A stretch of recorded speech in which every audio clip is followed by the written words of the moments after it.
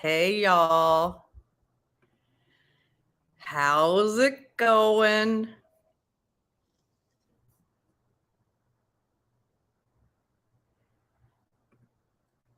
Good to see you.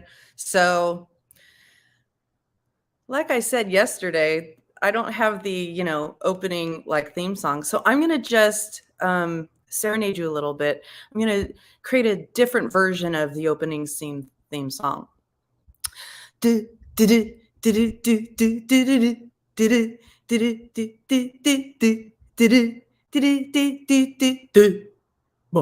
boom.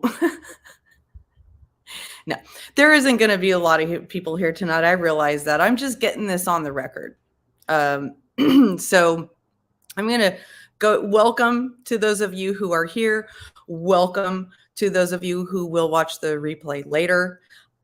Feel free to ask questions in the messages. Become a member. There's a link in the description below if you would like to become a member, but you can also ask questions in the comments after the live is over and the comment section is open. So for those of you who aren't aware, yesterday, Lana Oriani, the president of a nonprofit called Fight for a Family and the host of a YouTube channel, Truth and Transparency, filed the last in a steady stream of lawsuits where she's representing herself. She's representing herself in all of them. And I typically don't name specific channels or people when I'm being critical on this channel. And I am going to be critical here. Make no mistake. But, because I prefer for people to learn how to recognize patterns of behavior across whoever they're dealing with. But I'm making an exception in this case for a couple of reasons. First, she's now made this behavior a matter of public record through the court system many times over. Also, she's the president of a public charity. And her behavior, in my opinion, is so severe and damaging to so many people that it would almost be irresponsible not to make a record of this. And finally, she's a self-proclaimed public figure. So she's put herself in a position of being critiqued for her public behavior, and it is objectively wrong for her to intimidate and rail against anyone who doesn't have a glowing opinion of her. No, I'm not qualified to diagnose anyone, so I don't diagnose people. I tend to not try to label people. Good evening, Beaver Countian. Thank you for being here and becoming a member. But I do have a strong and informed opinion, and I do have the right to state it without fear of retaliation. And I'm going to read through a redacted version of the latest lawsuit she's filed. But before I do that, I'm going to show you a couple things to keep in mind as I read through it. And I just want to warn you, buckle up, grab some, whatever, popcorn, sustenance, whatever sustenance you need for this, because this is going to be a while. I'm going to read through every part of her filing, and I'm going to make commentary on it, because I read through it last night, and I got to tell you, I was frankly shocked.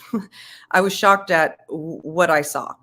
Now, I have very few members at this point, but it will be very rare for me to open up live streams for public chat. So I'm totally comfortable with the chat being empty while I go through this, but I hope you'll consider joining so we can chat in the future. So with that, I am going to show you when I say that she has filed numerous suits recently, I'm just going to show you just a little sampling of what I am talking about. This here, if you can see it, is a screenshot of the court docket in Ohio, in the county where she resides. These are all lawsuits that she's involved in. Now, the ones where it says DF next to her name, she's the defendant. Where it says PL next to her name, she's the plaintiff. So we have 1, 2, 3,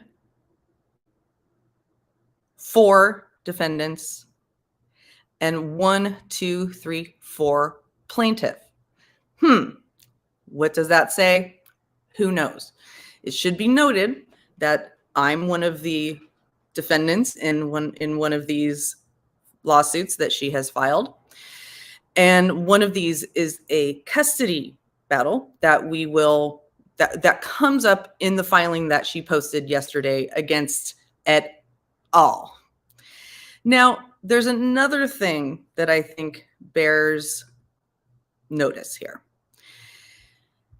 There's a concept in human behavior that is a normal part of human behavior, and it's called mirroring. Mirroring is that Beaver County makes a good point. She has also filed for protective orders in multiple jurisdictions. She has filed complaints against a magistrate in Colorado, against lawyers in Colorado. She appears to have sued every lawyer that she's ever had, or at least filed board complaints and against every lawyer she's ever had. So perhaps that's why she insists on defending herself or representing herself. But there's this concept in human behavior called mirroring. It's a normal thing. When babies are, early in their early infancy, and you look at them and you smile and you see them go, that's mirroring. It's normal.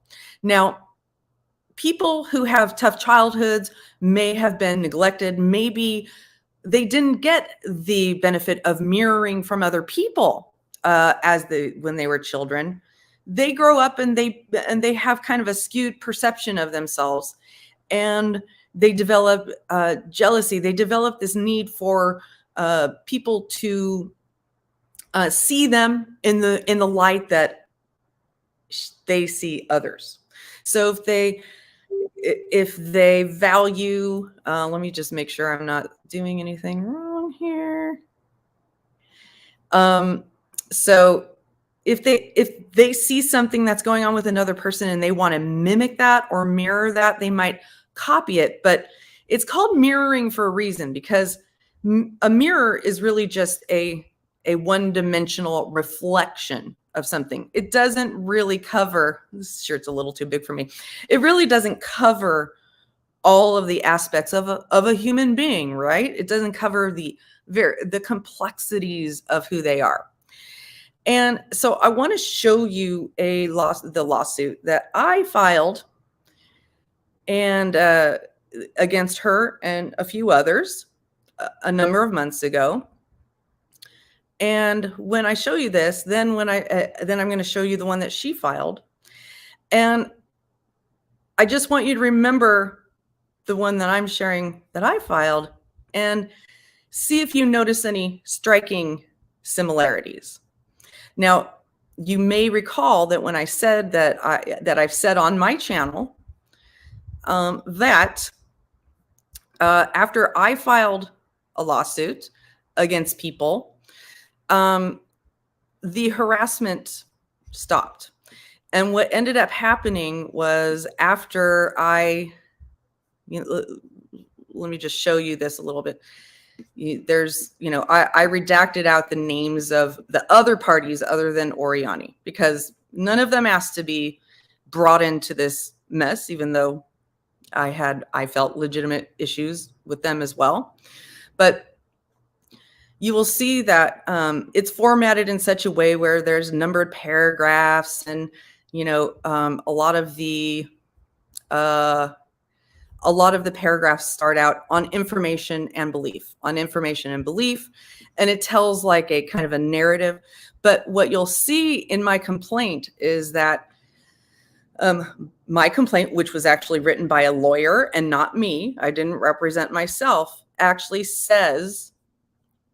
talks about things that actually happened and doesn't try to draw legal conclusions. So let me try to get to the part where Yeah, such as in videos on defendant Oriani's channel, she searched for songs with the word panties in their lyrics, said, "Let me fill you up," and asked plaintiff's address and birth date so she could send a vibrator. Those are actual things that happened, and I showed exhibits in my exhibits that proved that these things happened. And then at the end, my lawyer provided counts and, causes of action, and then the prayer for relief. And, and my causes of actions were mainly, infliction of emotional distress. And you'll see here how it says, and then it goes into, here's what I like a prayer for relief and a number of things that I thought I should get as a result of these actions. Now, it should be noted that oops, that was weird. It should be noted that what happened was I filed this in California where I live. All right. And one of the parties in the action filed for a motion to quash for change of venue. And the judge granted that. I also filed a motion for summary judgment against one of the parties, and that would be Oriani, because she had not responded within the time limit that she was supposed to respond, at least not formally the way it's supposed to be done. So I asked for a summary judgment, and that was also denied. And by that time, the concerning behaviors that I wanted to stop had basically stopped. So I was like, okay, I'm not going to spend any more money at this point to continue, pursuing this, but I dismiss it without prejudice, meaning that I could file again if the behavior continued, if I felt like there was a good reason to do that. So with that, I'm now going to bring up the lawsuit, the complaint that Ms. Oriani has filed against et al. And what I want to share with you is that the complaint that she has filed is against the same parties that I filed against, except her. And as you may notice, it's her complaint is in, oh no, this is, I just brought up the wrong one in my screen. Hold on just a moment. Here it is. All right. So very similar format here. Numbers, on or about, and on or about, blah, blah, blah, blah, blah. And what I'm going to do now is take you all the way down to what she believes the causes of action, because I want you to think about these causes of action as we go through the things that she has enumerated have been done to her. And then I want you to think about, have these causes of action. Now, again, I'm not a lawyer, and most likely neither are most of the people watching this, right? But did she prove these things? Or were these things explained? Okay, so in the causes of action, libel, slander, defamation against all defendants. The legalese basically here, that was I proposed, was basically copied and pasted from my complaint. All right. The second cause of action, malicious prosecution. All right. Third cause of action, fraud. Plaintiff realleges and incorporates by reference of blah, blah, blah. Defendant had stated that she had become a member of plaintiff's nonprofit organization when in fact she had not. Defendant indicated she had falsified this information to her patron members, so they did not need to join. And so she's drawing this major inference. And I will tell you, this same accusation has been made against me because I used a fictitious name with my, and this is scary to admit because now she'll know she had my real financial information. That's not fraud. So it is not fraud as far as I know. You can't get in trouble for using a fictitious name with your real financial information because nobody's money is being stolen in order to make a donation or a payment. And my understanding is that is the same thing that happened in this situation. Now, I'm not defending this defendant here. I'm just saying that there's a lot of conclusions being drawn here based on, fraud is a big allegation, right? Invasion of privacy. Think about that. Was her privacy invaded?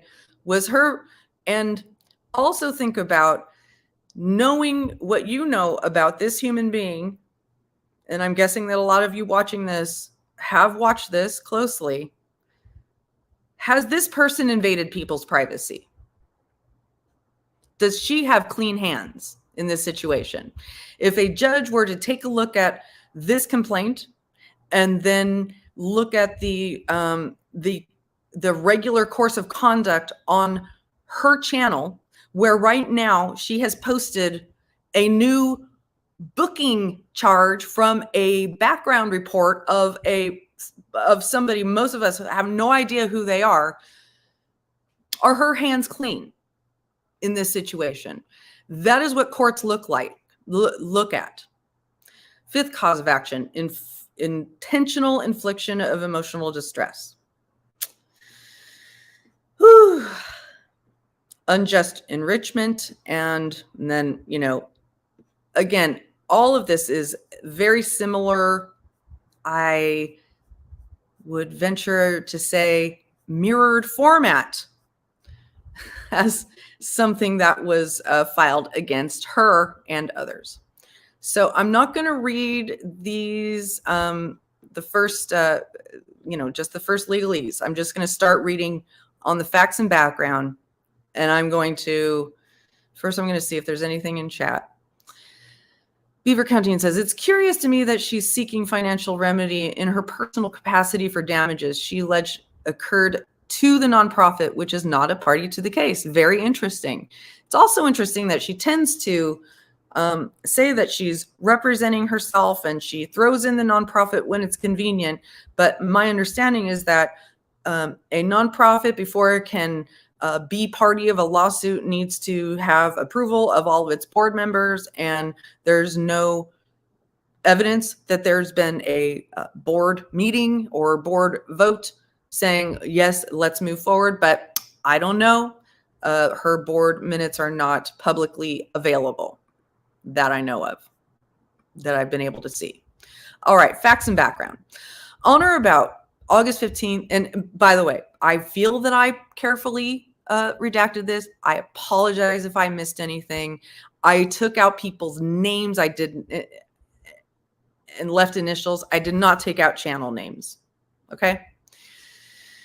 I did not take out her name because she clearly wants this to be known. And she chose to make this a matter of public record. All right.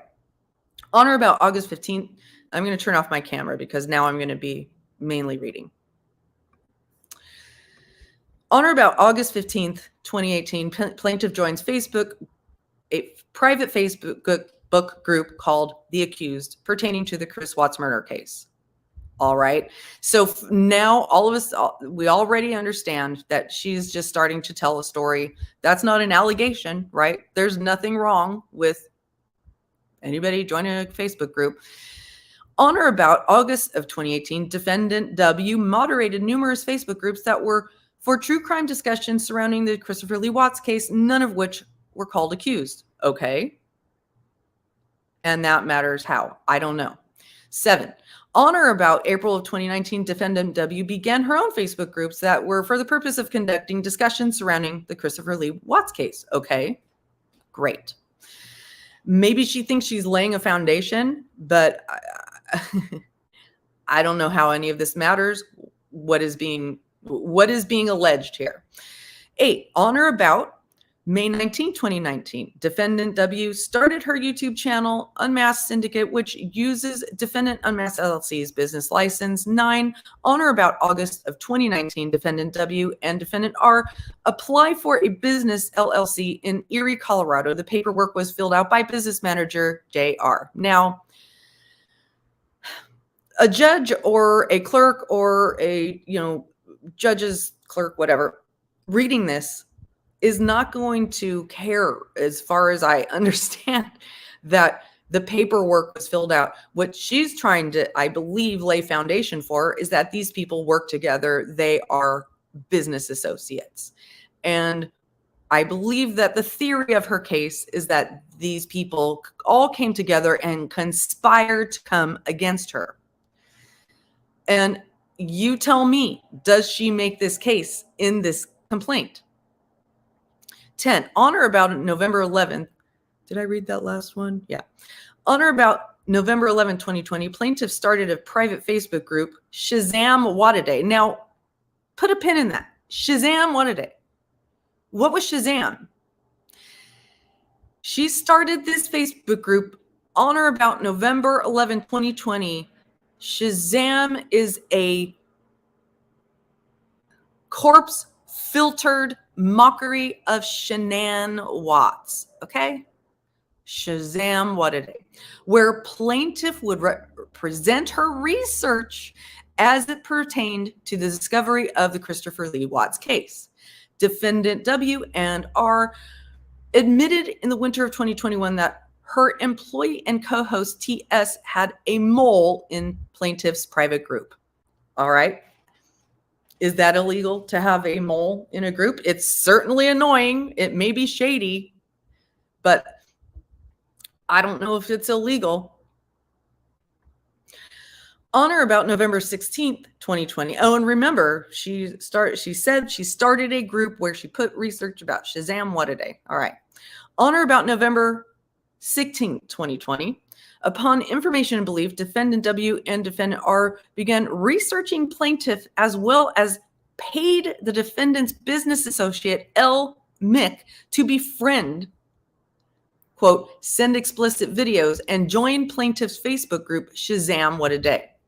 Now, I can tell you right now, I have looked through the evidence that she submitted. I'm not going to be showing it here because she has shown all of this evidence on her own channel. I do not see any evidence showing that proof that these people paid anybody to become a member of anything and to do anything. Now, well, at least not this person. There's evidence that they paid somebody else to do something else, but that's a whole other thing. Not this. There's no proof that I've seen of this. So now we're being, brought through this kind of cascade of all these allegations that really have no bearing on, the things that she's alleging, right? I'm sorry, that was a really redundant thing to say.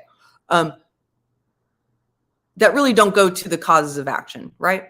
Upon information and belief on November 16, 2020, defendant's patron member and associate CB was given plaintiff's personal videos from an alternative NMAC account, whom defendants W and R are believed to be or know the identity of this account. First of all, terrible sentence, but this account was used to provide personal information about plaintiff for the sole purpose to intimidate, harass, and defame. This is loaded, all right, because earlier, just a few paragraphs before, she said that she made a Facebook group called Shazam What a Day. And now she's saying that the videos, she's referring to the Shazam videos that were provided to people, were leaked out from her Shazam What a Day. Now, she's calling these personal videos. She's calling these personal videos, but they are not personal when they have been shared to more than one person. They're not personal. So now you have, and it appears there, she's not being totally clear about that. We know that these are the Shazam videos that she's alleging were shared and, ruined her life. But also, before she admitted to opening up a Facebook group called Shazam What a Day, and that's where she shared these Shazam videos, right? And then she also says this account was used to provide personal information about plaintiffs for the sole purpose to intimidate, harass, and defame. No, ma'am, you don't get to be the one to determine that. You are supposed to provide the evidence that then the jury or the judge determines that it was used for the sole purpose to intimidate, harass, and defame. 13, upon information and belief, on or about November 20th, 2020, Defendant W and Defendant R launch a YouTube channel, the NK Ant channel. Okay, what? And I'm looking through the eyes of a third party here who's doesn't know anything about this. I'm going, what the hell is the NK Ant channel? What the hell does it have to do with any of this?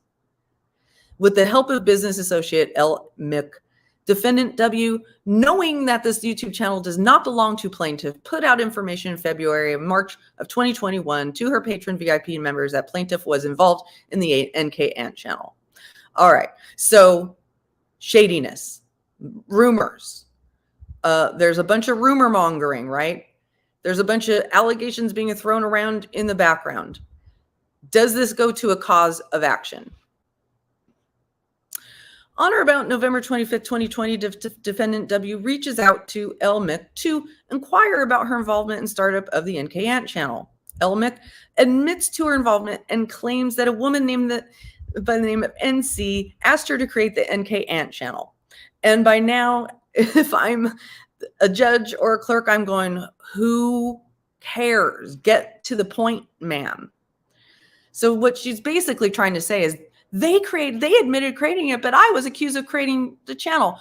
But if the channel itself wasn't illegal or against the law or whatever, maybe it was against YouTube's terms of service, but it wasn't, illegal, then it's not necessarily defamatory to accuse somebody of creating it.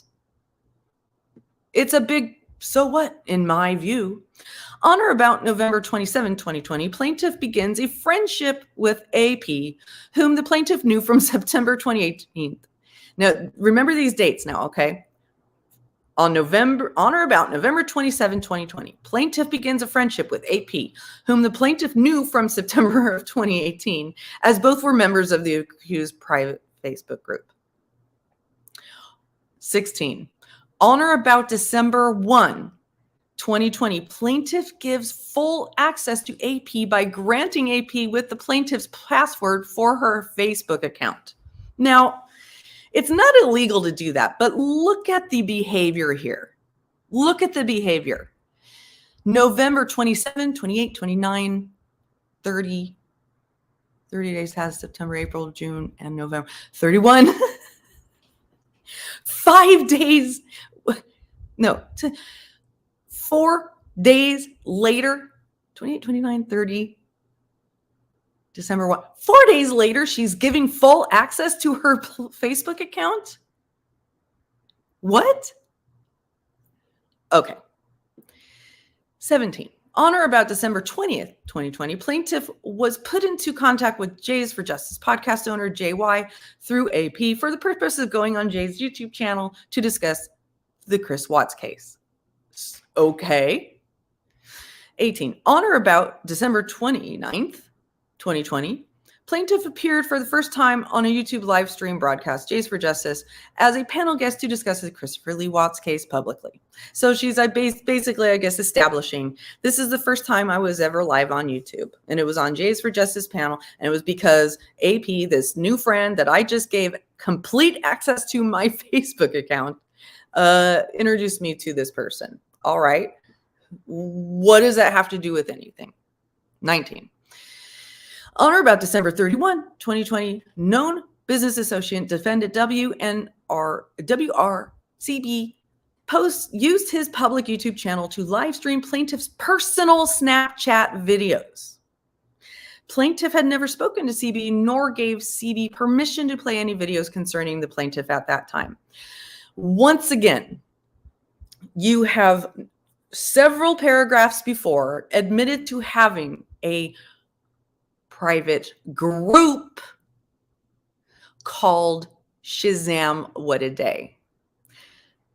And you have admitted, in as far as I know, to posting the Shazam videos in Facebook groups. Even if it wasn't Shazam What a Day, they were posted in Facebook groups. Those are not personal videos. So now, if I was that person, there are people who would say, oh, she's committed perjury. No, it's just a complete misstatement of fact. It is disingenuous, and it goes to the person's long-term credibility, either in the public or in the court. Because when you continue to misstate facts, even in the course of the same complaint, you lose credibility. All right, number 20. On or about February 24, 2021, Defendant W began doing live streams about plaintiff's efforts to help the Christopher Lee Watts family and publicly use the language scammer to describe plaintiff to thousands of public live viewers. The plaintiff would not become aware of any of this behavior until January of 2022, when plaintiff received private Facebook messages from known associates of Defendant W. Okay, so she called me a scammer. Annoying, absolutely. Not fun. Not fun to be called a scammer. Does that go to a long-term cause of action? I don't know. That's really up for the legal minds to determine. 21.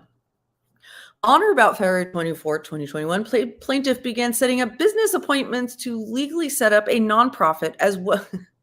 Notice how she puts in, make sure that she says legally in there, set up a nonprofit as well as a website to ensure the digital safety of all website memberships. This website would be used to help many families in the future, not only Christopher Lee Watts and family.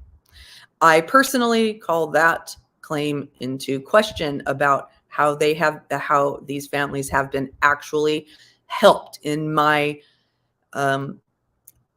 by my personal observation, these families have not been helped. They have been harmed. And the Watts have come out on the record stating as such. Number 22, on or about February 28, 2021, plaintiff launched a pre-registration period that allowed citizens who wanted to be part of the Fight for Family journey to reserve a spot. The website would only hold 10,000 memberships at a time, so space was limited. Okay. On or about February 28, 2021, Fight for Family had 200 to 400 pre-registered website members. You better be prepared to show proof that there was that many pre-registered website members, because that number has fluctuated greatly over time out of your mouth. Number 24. On or about March 2nd, 2022, plaintiff launched and finalized all paperwork for the 501c3 nonprofit organization Fight for a Family. Now, this is careful wording here, okay? Because what she says here is that plaintiff launched and finalized all paperwork for the 501c3 nonprofit organization Fight for a Family. So she finalized the paperwork and she did launch the website and call it a nonprofit, but it wasn't IRS recognized yet. She didn't know it was IRS recognized until a year later. Okay? She advertised it acting as if she knew for a fact that it was an IRS recognized 501c3 and it had just been, the paperwork had been filed. It may have been recognized as a nonprofit in Ohio, but in order for people to be able to write off taxes for the donations, it needs to be recognized. Also, for federal taxes, it needs to be recognized as a 501c3 by the IRS. And it was not officially recognized at that time, or at least she didn't know it. All right. And that's important. 25. On or about March 7, 2021, defendant W told her Facebook group members and YouTube VIP members that plaintiff's 35C groups members were compromised due to plaintiff leaking all members' driver's licenses. Defendant advised thousands of audience members to get a lawyer as everyone's security was in jeopardy and the dark web is being utilized by plaintiff. That's not up for me to say. I did happen to see the video of the leaked IDs. But I don't know if Ms. Oriani was the one who leaked them. It just looked super freaking shady. 26. On or about March 15, 2021, defendant began using her YouTube channel, Unmasked LLC, as her Facebook groups, as well as her Facebook groups that she owned and operated, to make posts as well as live stream videos to defame plaintiff's reputation in the newly formed nonprofit Fight for a Family. These live videos as well as posts were not made aware to the plaintiff until January 7th, 2022 by VIP members of defendant's channel as well as ex-employees. Okay, so what she's basically saying is she's stating for a fact that the channel owner, the defendant, set out to defame this person. Now, and to defame her, and basically said, I've decided I'm just going to go out and I just want to take her down and defame her. Ma'am, in order to make this allegation, you better have definitive proof that this was the intention. And also that the things that were being said were untrue. Okay? And that it was being said maliciously against you instead of to warn other people about it. 27. On or about March 15, 2021, defendant told her subscribers, members, and channel VIPs that she had gotten membership with Fight for a Family, so no one has to jeopardize their financial security. Defendant relayed she would sacrifice the risk and report back with information. This would be a direct violation of terms of service within Fight for a Family's website membership agreement, but it should be noted that a VW has never been a member of Fight for a Family. I don't know. I don't know how to comment on that. 28. On or about March 26, 2021, Fight for a Family publicly states that nonprofit would no longer assist in any financial matters with Christopher Watts' case due to financially not being able to provide retainer funding, as the website was unable to keep financial promises made to Jane Fisher's firm due to the defamation suffered by defendants RW and the channel. Now, it's interesting because what she's trying to say is that the reputation that she suffered as a result of these defendants was worse than the reputation damage she suffered from her own action of creating a mock set of videos, putting a corpse filter on Shanann Watts' face and making multiple videos about how she's, you've seen the videos, you guys. They're disgusting. I mean, if you've ever seen the one where she stares into the camera and says, a bomb ass pussy. And there's dozens of these videos, and they were not personal videos. They were shared in a group. Okay. Nobody hacked into her account to get these. She was proud of them. She apologized, and then she kept doing it after she apologized. She kept referring to it and saying how proud of it she was. So if she believes that the actions by any party, including these defendants, did more to her reputation than creating a mock out of a murder victim, I don't know what to say. That is concerning behavior. That is a extraordinarily skewed perception, in my opinion. 29, on or about April 5th, 2021, plaintiff begins a line of communication with defendant's co-host TS. Now, why? Why did she begin that line of communication? Interesting. She's been so defamed and so, had such a contentious relationship with this channel, but I don't know, maybe I'm missing something. 30, upon information and belief, on or about May 26, 2021, defendants WR and blah, blah, orchestrated a career-ending defamation sex scandal against the plaintiff. Career-ending. So all this other, peacocking about how incredible your career is, and you have undisputed proof that this was completely orchestrated by these people. I've seen the proof presented. I don't know. I think that if you hadn't done the things that you did, nobody could have even put the pieces together to call attention to it.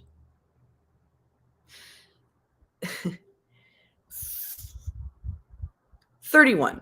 On or about May 31st, 2021, business manager JR reached out to plaintiff to inquire about obtaining a non-disclosure agreement. Plaintiff never responded to his Facebook message sent by R and then deleted by R. Whoop-de-doo. 32.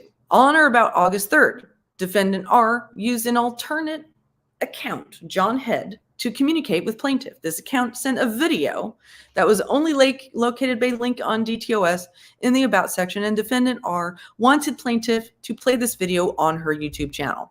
What she's referring to is the podcast that she did end up playing on her. The podcast where I give an interview on the mental illness happy hour about my mental illness and my childhood sex abuse, and she plays it on her channel, and everybody joins and has a great old time. Number 33. Upon information and belief, on or about April 29, 2021, defendant W, known associate VBF, private message plaintiff to infiltrate plaintiff for information and to eventually harass plaintiff. Now, do you see a pattern here? So if I were a judge, I'm trying to look at from a judge or like a court clerk's perspective, reading this complaint and go, okay, for a fact that this person came in just to infiltrate and harass. Maybe you felt harassed eventually, but you're saying that the original intent for this contact to be made was to infiltrate and harass. Now, maybe that is true, but you lose credibility by coming out and saying that as a fact. You need to say what actually physically happened rather than making an allegation that you then don't really prove. Oh, hello, new member, Lala. You can't zip it. Let me just see what.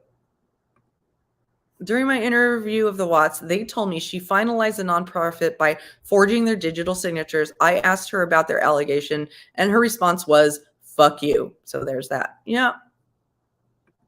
Very professional. Very professional. I'm being sarcastic. All right. 34. Upon information and belief, on or about May 2021, defendant W and R organized a sex scandal against plaintiff. I mean, I'm a judge and I come across number 34 and I'm like, okay, I can't, I'm delegating this to somebody else to try to pick through this and figure out, do the exhibits prove any of these things? And if there was a sex scandal, did the plaintiff do the scandalous things that are being alleged? In my opinion, yes. So if the plaintiff did the things that were alleged in the sex scandal, then nothing was orchestrated against her. She was being called out for her own actions. That's not orchestration. That's whistleblowing. Number 35. Upon information and belief, on or about August 5th, 2021, defendant W, known associate AP, private messages plaintiff for information to eventually harass plaintiff. Oh, for Pete's sake. Hell's bells. I mean, I'm starting to feel a great deal of sympathy and honestly anger for the people, for the public servants who have to pick through this garbage. And now remember that there are multiple lawsuits filed by the same person that read in much the same way, or maybe not quite as good, because at this point she has learned to mirror the complaint that was written by my lawyer against her.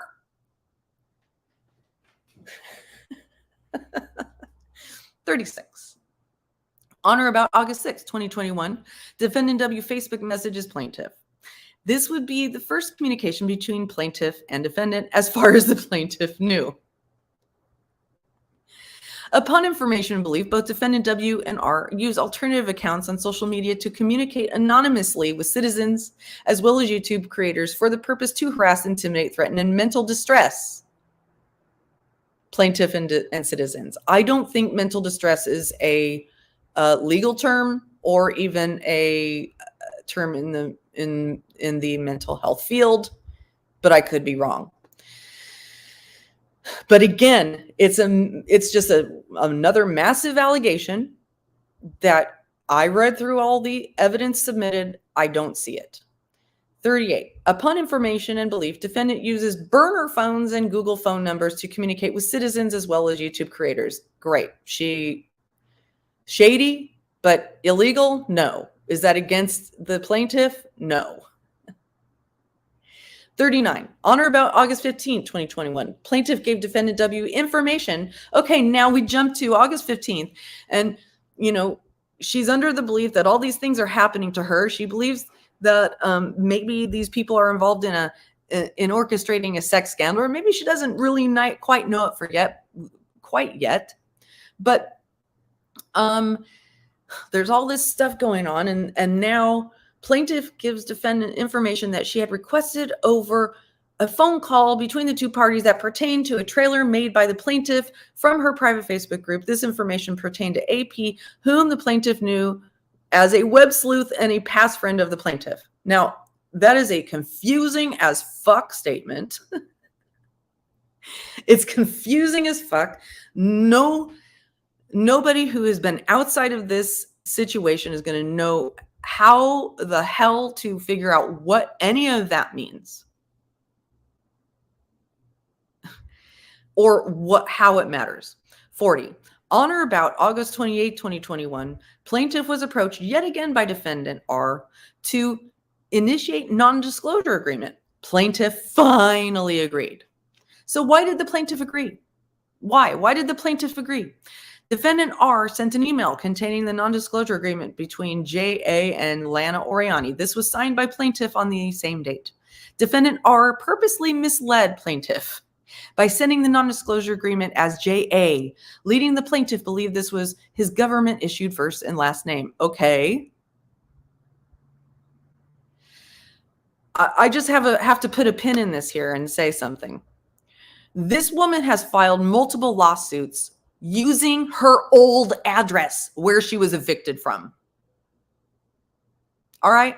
So now anybody who files a lawsuit against her, is that supposed to be used as proof that proof of these allegations? It should be a lined item in no.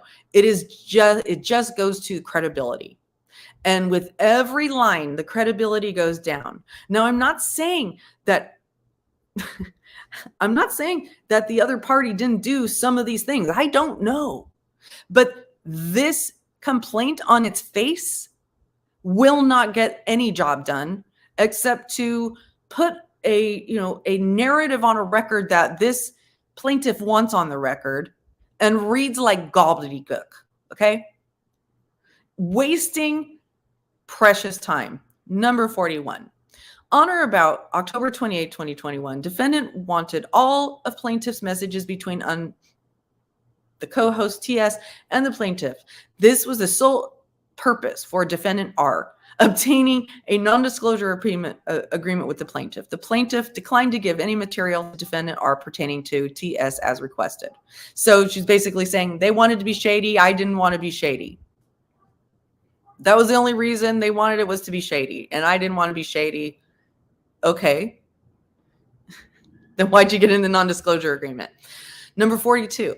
On or about November 3rd, 2021, plaintiff was approached by defendant W in the form of a direct message on Facebook, where defendant W asked plaintiff to enter into a non-disclosure agreement. Plaintiff agreed. So you knew they were shady and you still agreed again, or at least you think they were shady by that time, but you're like, okay, sure. Defendant instructed plaintiff that her business manager, JA, would be emailing plaintiff. Plaintiff received an email just minutes later from JA containing the non-disclosure agreement between defendant Unmasked LLC and plaintiff. Defendant W claimed that defendant R takes care of all that stuff for her. So basically, she has laid a foundation for the fact that these two people work with each other. They work for each other. How she established that they actively that they both actively did things that go against the causes of action. I don't know. But that's that's the type of thing that a judge is going to be looking at, a jury. Thank you. Yes, you are showing a great amount of restraint, but I have to tell you, girl, I saw that profile pic earlier and I was like, whoo! I almost screamed.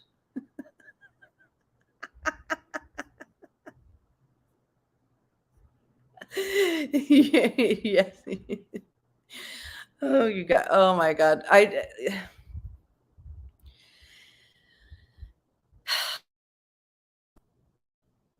think I read number 42. Yes. 43. On or about November 3rd, 2021. Plaintiff received a phone call from defendant's co-host, TS. TS notified plaintiff that she was no longer part of Unmasked LLC. BFD. Gossip.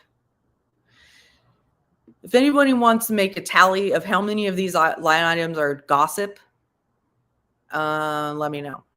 44. On or about November 11, 2021, defendant R contacted plaintiff for information pertaining to YouTube true crime creator Jays for Justice. Defendant R told plaintiff that he was contacting NBC Dateline to get Jays for Justice removed from the broadcast and wanted plaintiff to provide clips, audio, videos, etc. that shed negative light upon Jays for Justice.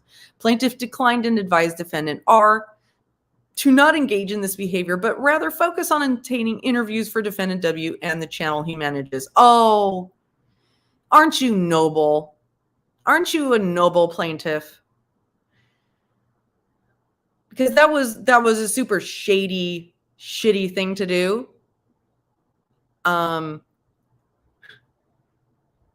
You were in the DMs with these people on other things, right? Am I wrong? You got into NDAs with them for other things, right? So you're only going to call out the things that you think were shady, but not the things that you don't think were shady, but may have been shady. All right. Number 45. On or about November 13, 2021, defendant R contacted plaintiff. It was to gloat about getting Jays for Justice taken off of Dateline. 46. On or about December 2nd, 2021, plaintiff had a 5-hour phone conversation with defendant W. After all that shady shit, you had a 5-hour phone conversation? Why? You think that they're shady and you have a 5-hour phone conversation? You must have recorded. Oh, yes, you did record it because you played it, didn't you? Now, what's shadier?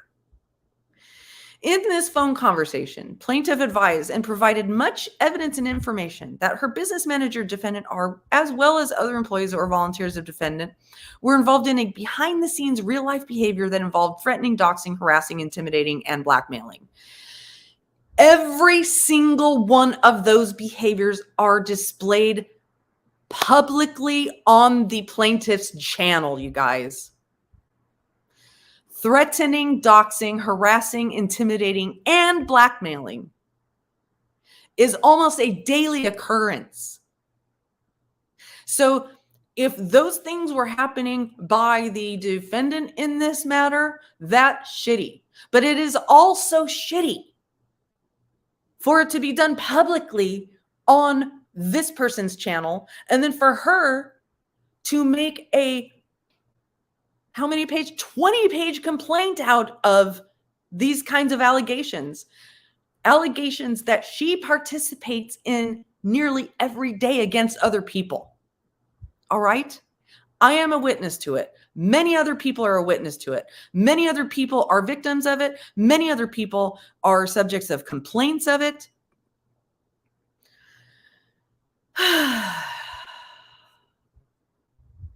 Okay. On or about December 3rd, plaintiff gave defendant W a heads up that her upcoming live episodes are going to break down the sex scandal that happened to plaintiff on May 26, 2021. 48. On or about December 3rd, 2021,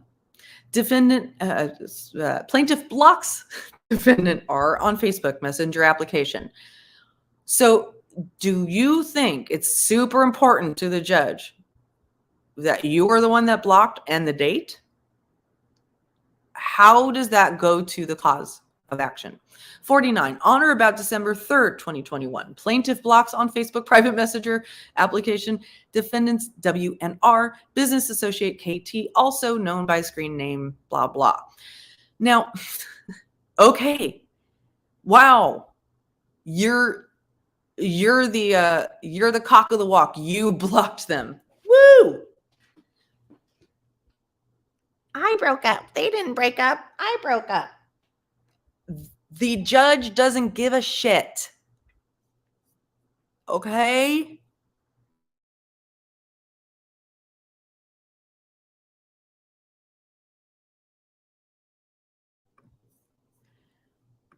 Sorry, I had to clear my throat a little bit there. 50. Upon information and belief, on or about December 3rd, 2022, here you are, Beaver Countian.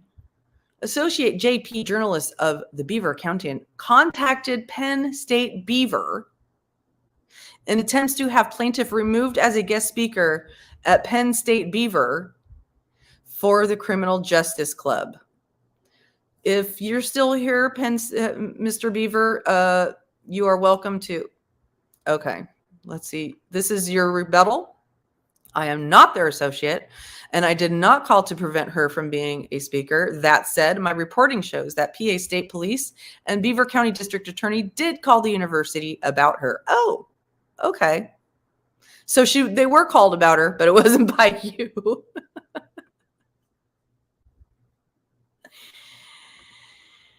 They did that because she lies about innocent witnesses in a homicide case while sexing the real killer's mother. They weren't sure what students were going to learn from that. Yeah, I can understand that. All right, moving on. Upon information and belief, number 51, on or about December 4th, 2021, defendant R and business associate V began using VB as well as another person to work on Lana stuff by making videos and contacting plaintiff's ex-wife. Again, is it shady for people to say that they're going to be contacting people's ex-wives? Yeah. I also have a screenshot where Lana says she has contacted my ex-husband. So are you going to use that? Are you going to bring that into your evidence as well? I'm not claiming victimhood here. I'm just saying the credibility gap here is closing.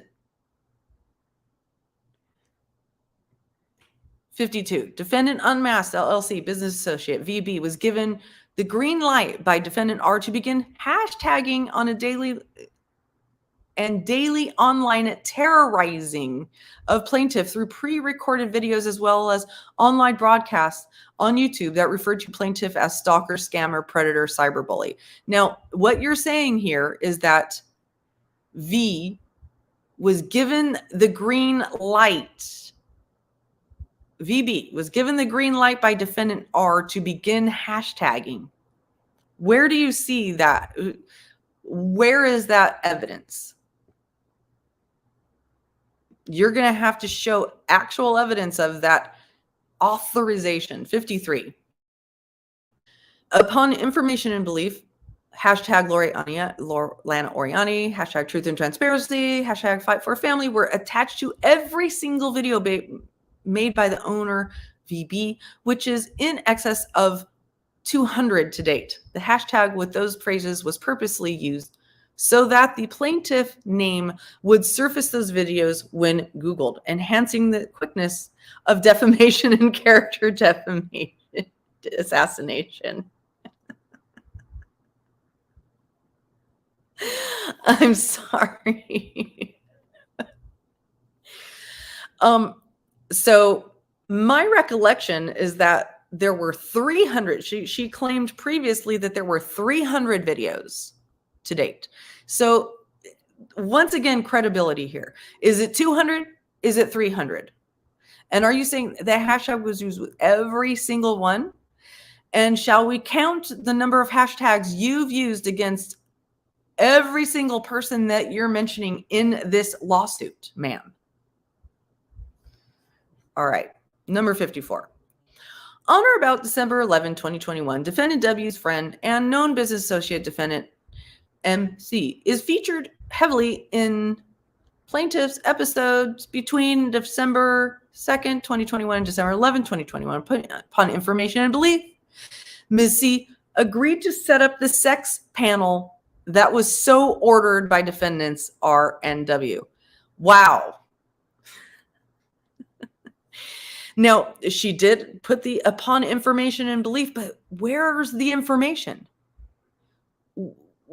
Is it that there was a conversation had that I had this sexting conversation and then she I mean,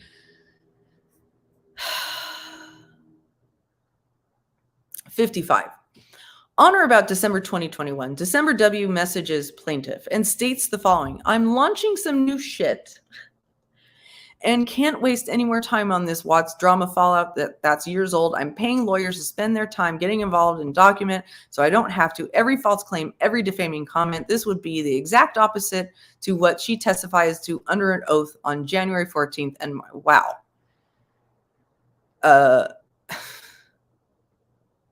And now we are only 8 pages into a 20-page complaint, y'all. And I would say maybe 1% of it, you might go, that might be something to look at. But where's the proof? 56. What is the actual thing that was done? Not what you think was done, why you think it was done.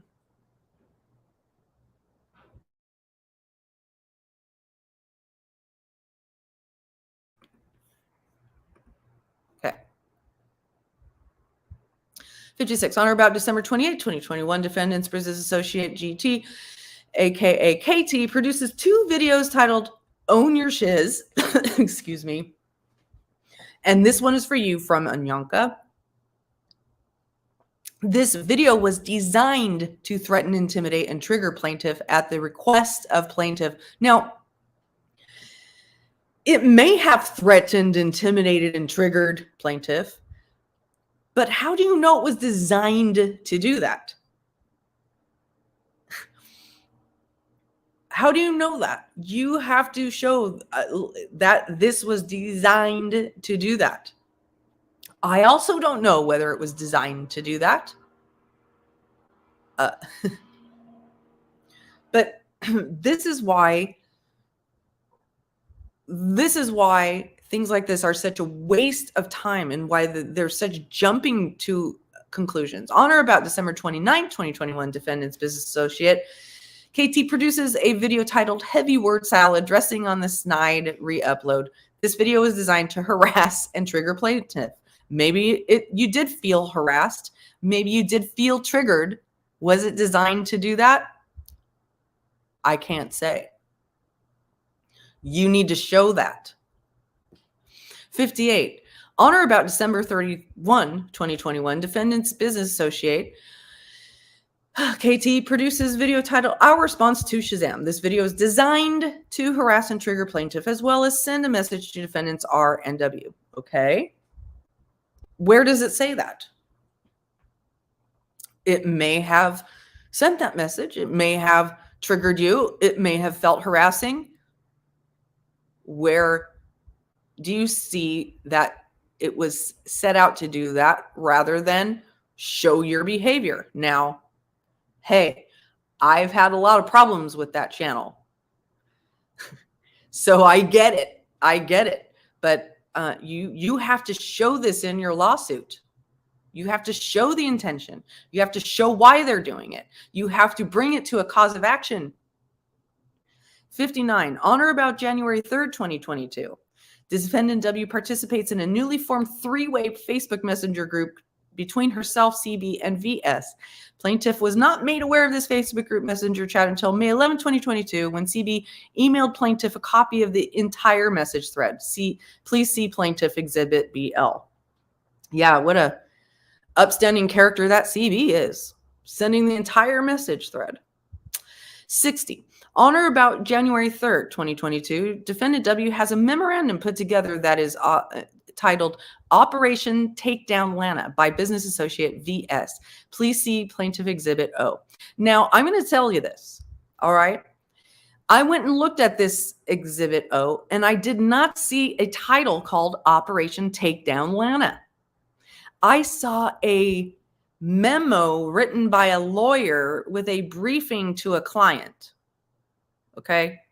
I saw a normal business memo that I've seen hundreds and hundreds of times over the course of my career, where somebody says, "Hey, can you look at these things?" And then the lawyer or the business associate comes back and says, "Here's what I found." I did not see a title that said Operation Takedown Lana, but I could have missed it. So correct me if I'm wrong. 61. On or about January 3rd, 2022, upon information and belief, defendant W contacts or has an anonymous party contact plaintiff's ex-spouse to interfere in plaintiff's custodial relationship with her minor child. Okay. Now, so are you telling me, Ms. Oriani, that when you contacted my ex-spouse or supposedly contacted my ex-spouse, that you were doing it to interfere with my custodial relationship? Because I could make the same inference. Because you and several other people went around saying that I did not have custody of my children, or or something. So, which was totally untrue, because both my children are in college. Of course, I don't have custody of them. They're adults. So, and I had 50-50 custody of them, their entire minor existence. So, were you contacting my ex to interfere with my custodial relationship? Should I sue you for that? Let me know. 62. On or about January 4th, 2022, upon information and belief, defendant W contacts or has associate contact agencies to illegally report the nonprofit organization Fight for a Family. So, I am one person who did report the nonprofit organization Fight for a Family to the Ohio Secretary of State. It is not illegal to do that. So once again, you are stating as fact a legal conclusion that can only be come to by a judge or a jury. And your credibility is shrinking by the second. On or about January 4th, 2022, upon information and belief, defendant W asked business associate CB how to completely delete old chats. Okay. Defendant W is trying to figure out how to delete entire messages between plaintiff and messages with other co-conspirators to take down plaintiff. All right. On or about January 4th, 2022, upon information and belief, defendant W, known associate VS, is inquiring about the address of Fight for Family client DF, as well as addresses where the plaintiff's ex-wife resides. This would prove to be important on January 14, 2022, when defendant W fills out her application for a temporary restraining order against plaintiff, as well as to interfere with contractual business relationships. That's a mouthful. Defendant inquiring about the address of Fight for a Family client, as well as addresses where. So, all right. 65. On or about January 4th, 2022, upon information belief, defendant's known associate VS asked defendant if she can put a spy into plaintiff's Fight for a Family website. Where did you see that? Where is that? Put a spy in there? All right. So, I don't like this fact. I don't like the fact that people put spies in people's groups. I had multiple spies in my Patreon from multiple groups. It's a yucky feeling. You feel like your skin is crawling with yucky people. Unfortunately, it's not against the law. 66. On or about January 4th, 2022, upon information and belief, defendant W and R, known associate VS, tells defendant W and CB through Exhibit BL, great teamwork, everyone. We're going to get her this time. Yeah, well, that is probably very hard to see, and I wouldn't like seeing that. Perhaps, maybe it's in reference to the things that you've been doing, your behaviors, your actions.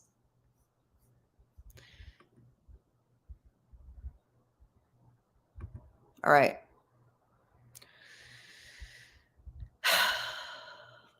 $67. We're going to get through this, y'all. I promise. On or about January 4th, 2022, defendant asks CB if he can go to the police and try to get a restraining order to make it so plaintiff can't talk about you online. Well, obviously we know by now that a restraining order can't stop people from talking about people, right? 68. On or about January 4th, 2022, CB tells the defendant that he received an email from KK. Defendant W purports to CB and VS within these group messages that she has never been in contact with KK and that I doubt she's willing to help me. I've had a huge target on my back over the Oxy. CB makes it known to the defendant that KK does have a passionate hatred for Lana, implying that maybe KK would help. Now, again, that's gossip. Oh no, somebody has a passionate hatred for somebody. It's also hearsay because this is information that's being passed from one person to another. It's not, KK, the person saying, I have a passionate hatred for Lana. All right. And I think what she's trying to develop here is that all these people came together to gang up on her. Does she recognize that potentially each person that is starting to develop some sort of animosity toward her may have been harmed by her? Has she considered that? 69. On or about January 5th, 2022, VS tells defendant that she can guarantee KK won't help, or even if she does, she will backstab you. So now she's just trying to throw shade at KK, which is a ongoing theme here of throwing shade at people. So-and-so said that KK is blah.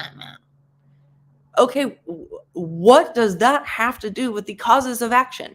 How is this going to help prove that you deserve to get some sort of compensatory damages for these behaviors?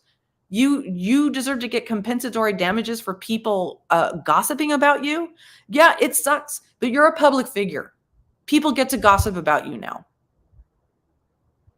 Sorry, that's just the way it is. Clip the recording of the Watts getting people to troll you. Defendant W acknowledged her business associate's advice by gesturing a thumbs up reaction within the group messages. Please.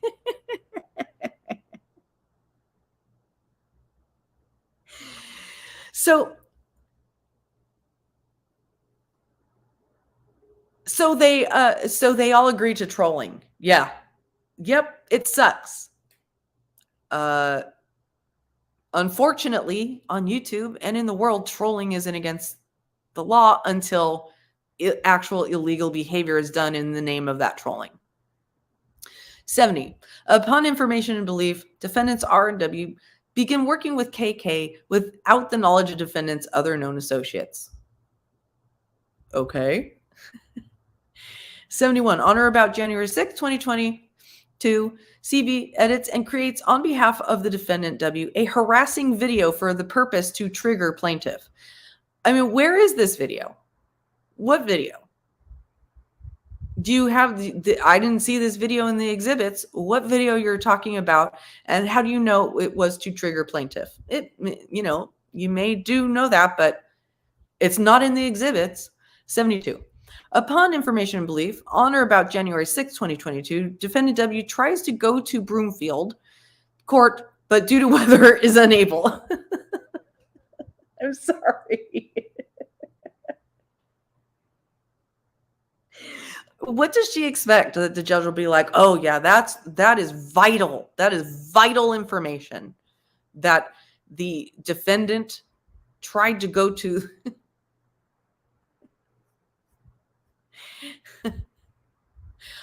Yeah, Lala, a lot of people are blocked.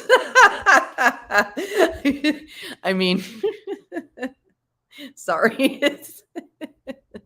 I'm just, it's YouTube, baby. It's YouTube.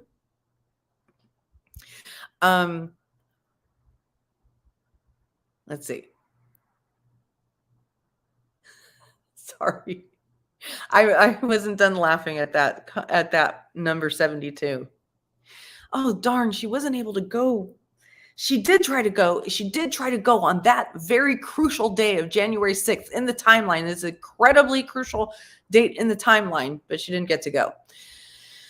Number 73. Upon information and belief, on or about January 6, 2022, defendant W tells CB and VS that she will go balls to the wall after them, and I do have the means.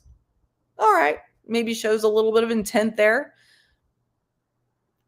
but we don't know what that's in response to, right? There's literally no acknowledgement of any of the plaintiff's actions in this situation. None whatsoever. 74. Upon information and belief, on or about January 6, 2022, defendant W tells her known associates CB and VS, I think we all know what happened with the sex panel. It's not rocket science. The sex panel is in reference to the sex scandal that happened to plaintiff on May 26, 2021. 75.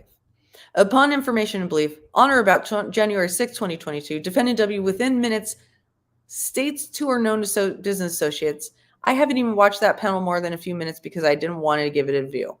This would be the defendant referencing the same sex panel that she just told her associates it wasn't rocket science to know what happened with the sex panel.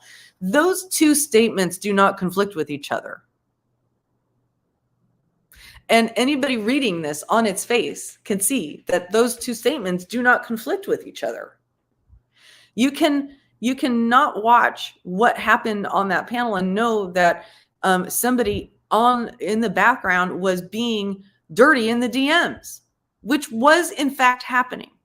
And I'm sorry, but I am the one that called Google to ask them to have a fucking wide open VJ removed from that channel. All right. 75. I already read that. 76. On or about January 6th, 2022, defendant W and R Associate VS can be seen writing, "It's the only way to save you and MJ because Cooper is pinning it on MJ, but MJ is not giving full information by loot. It will just show what a horrible person Lana is."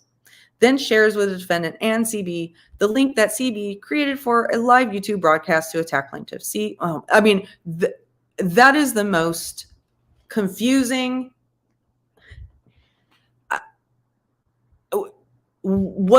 So it's a comment. What she's trying to highlight here is a comment. It's the only way to save you and MJ. Cooper is pinning it on MJ, but MJ is not giving full information by loot. So she's trying to show that this was all orchestrated by other people and pinning it on other people.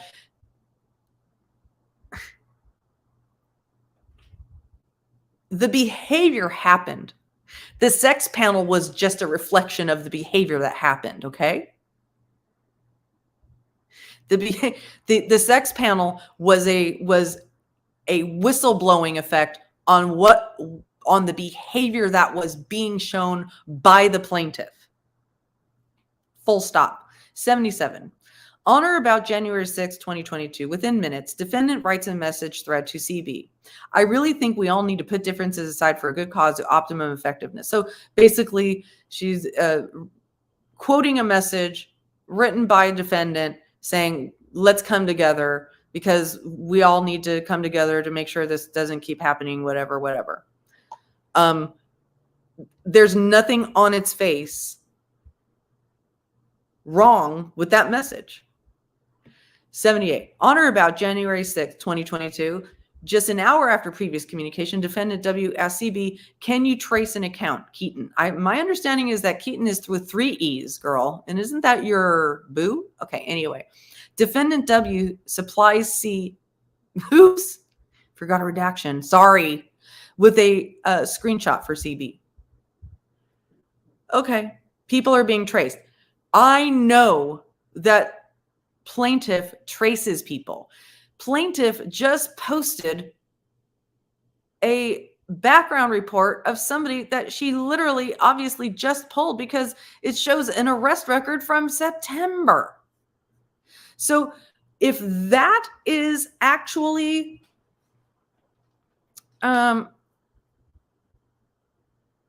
sorry, hold on just a sec.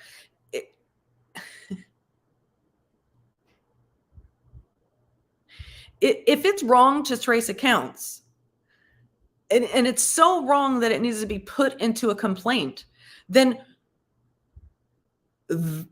there's got to be 100 justifications to create complaints against you. So we all need to stuff the courts with complaints about your tracing, your doxing, your harassment. But no.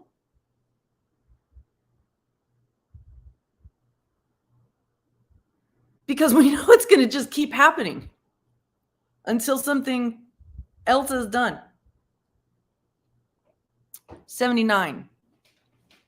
On or about January 6, 2022, CB explains all details to the defendant in regard to her and business associate VS requested clickbait parody video intended to harass and intimidate plaintiff. Defendant replied with, "I think that's perfect." Wait, what's she saying here? CB explains all details to the defendant in regard to her and business associate VS requested clickbait parody video intended to her. So they're talking about a video that was created and then it's approved by defendant. So what you're saying is that a video was made that you felt harassed and intimidated you. So by those standards, just looking at the channel of the plaintiff here, there are dozens and dozens of people who have cause to stuff the courts with litigation about videos that intend to harass and intimidate, because that's about all that sits on your channel, with the exception of a few true crime videos. 80. On or about January 9, 2022, defendants R and W associate VS sends defendant's other known associate, KT, information to help clear MJ's name. Defendant agrees with her associate and gives a thumbs up. Please.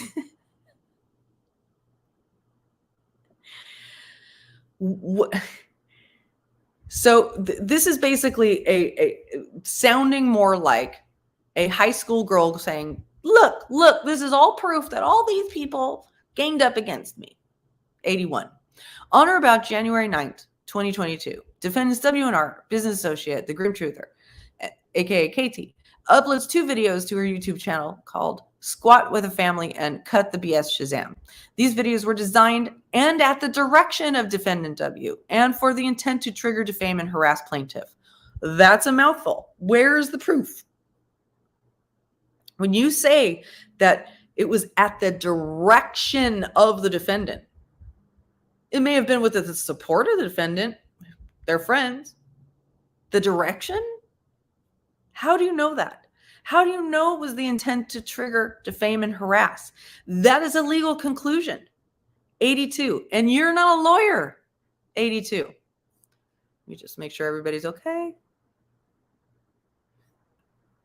Let me see what's said here. There's a lot of case law on this issue of parody in public figures. Supreme Court ruled on it in the famous case of Hustler. Yes, that's true. Public figures can't sue for emotional distress. Yeah. All right. 82. On or about January 10, 2022, defendant's known associate VS sends GT all material to debunk her lies about her community post not working during her Cooper Live and joke about the Luke call. So she might get obsessed with that next, or you can throw her a shift curve. Okay, what about it? 83. So now we're only 11 pages in. We're at number 83, and maybe 1 or 2 of them I would go, maybe that's something to look at. 83. On or about January 11th, 2022, defendant tells CB the unmasked patron emoji. Defendant continues with, I needed that. Guess I know what the drink will be for blah, blah, blah. Defendant W is purporting to her business associate that she plans on having a drink while having fun working during her weekly true crime patron show that she hosts every Wednesday night on YouTube through membership subscription. This would be the exact opposite of what she testified to in Broomfield under oath as her mental state of mind. So what she's trying to do now is bring in testimony from an entirely different case in an entirely different state to try to impugn about something. You know, she's like, I'm going to bring in this random quote that I see her saying here, and I'm going to use testimony from a completely different case in a completely different jurisdiction to say that she's a liar and that this goes to my ongoing distress and defamation. Okay. 84. On or about January 11, 2022, plaintiff reports that defendant W, just after ordering systematic harassment against plaintiff with triggering videos made by defendant W, business associates, blah, blah, blah, and KT, and Truth Fortune Teller, and aka CB, and Aunt Lala, the drunk control, blah, blah, blah, that defendant W then states in a group chat that plaintiff said she is going to bury me. Defendant W then states she needs to get a restraining order ASAP. See plaintiff. So then states in a group chat that the plaintiff said she is going to bury me. Defendant W then states she needs to get a restraining order ASAP. I mean, this language about burying people. Plaintiff said that multiple times, and I've seen that evidence on another person's channel. 85. Or I might be misunderstanding that clause. 85. On or about January 12, 2022, defendant and her business associates mass report plaintiff's live broadcast over 50 times, as well as mass report plaintiff's YouTube channel to YouTube Legal. This would be a violation of terms of service if you are a YouTube creator in mass reporting. Now, I looked for this in the exhibit. I didn't see where it said 50 times, but I could have missed it. I saw that, yes, people are regularly going around saying, let's report this, let's report that. And it's shitty and it's shady and it shouldn't happen. Unfortunately, it doesn't appear to be illegal. So you're wasting people's time. 86. On or about January 12, 2022, Defendant W explains to her group that consists of CB and VS that AAP was trying to reach out to her and provide her with information that plaintiff asked AP to dox defendant. Defendant thinks it is a setup and is making AP go through a third party to contact her. Whoop-de-doo. Shady, all these shady dealings. Okay, there's all these shady dealings happening around you. Are you also dealing in those shady dealings? What is your involvement? This entire scenario. You just seem to be sitting there, dead as a fish. Not just going, oh, I'm just I know we're only up to, I know it's, I'll try to get through this faster. On or about January 12th, Defendant W, business associate VS, wants to set up a Zoom meeting to go over a 3-pronged strategy. 1, evidence and report her channel. 2, report her nonprofit. 3, get press involved. Defendant thumbs up the plan. Okay. You have to show that their intention is illegal. That's all I have to say about that. 88. On or about January 14, 2022, Defendant W filed ex parte civil temporary restraining order motion against plaintiff in Broomfield, Colorado. This motion was granted by Magistrate Russell. On or about January 14, 2022, Defendant W purported to the Broomfield, Colorado County Courts that the plaintiff was a squatter that lived with a woman in Aliquippa, PA, which is factually not true.